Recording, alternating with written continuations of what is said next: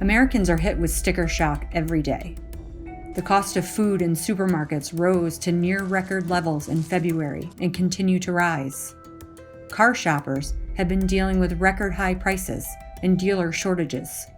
Housing costs have risen sharply, and prices at the gas pump have been increasing steadily over the past 14 months. Russia's invasion of Ukraine pushed oil prices above $100 a barrel in early March. Too many families are struggling to keep up with their bills. Inflation is robbing them of gains they thought otherwise they would be able to feel. With inflation soaring over the past year to a 40-year high of 7.9%, we must first look at how inflation works.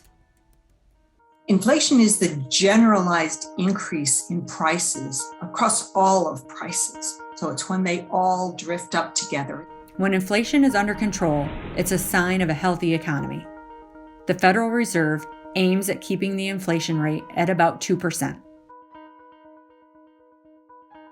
The Federal Reserve was created to manage the nation's money supply. So in the Constitution, it says that Congress is in charge of managing the nation's money supply, but Congress isn't really set up with a whole bunch of economic experts. And so they tried a number of different ways to manage the money supply, and the 2 or 3, depending on how you count them, previous attempts to do that didn't work very well. So having learned from their mistakes, Congress set up the Federal Reserve System. It has a dual mandate. One part of its mandate is to achieve price stability, and the other part of its mandate is to achieve maximum sustainable employment. It pursues those goals, and it has defined price stability these days as keeping the inflation on average over time at around 2%.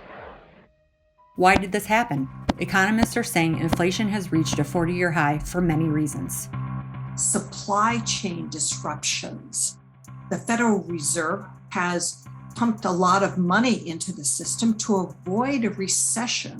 Fiscal policy, sending out a lot of funds to families and to businesses to help them cope with the pandemic. The production in our economy hasn't been able to keep up with all of that increase in demand.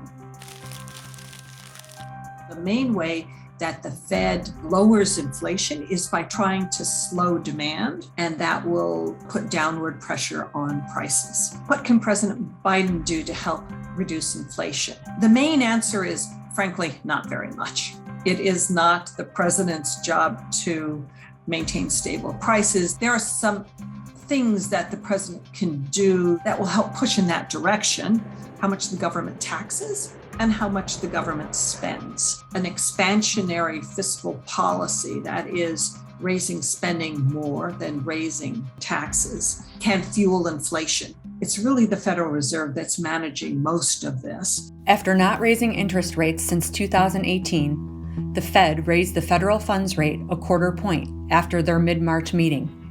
The main thing that raising interest rates tend to do is slow investment, and that is part of the purchases that are made in the economy.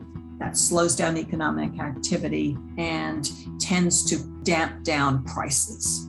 Now, 1/4 of a percentage point is not very big, but the Fed has told us that they consider this part of an increasing cycle, just ease us towards this more normal level of interest rates because they are abnormally low right now.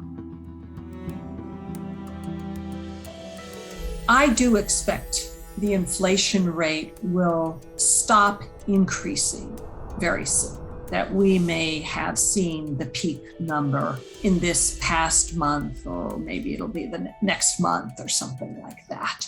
I do think that by the end of the year, we'll be seeing some lower inflation rates than the ones that we're seeing on a monthly basis right now. And by how much? It's hard to say. Maybe we'll get back down to the average that we had in 2021. That would seem to be reasonable to me.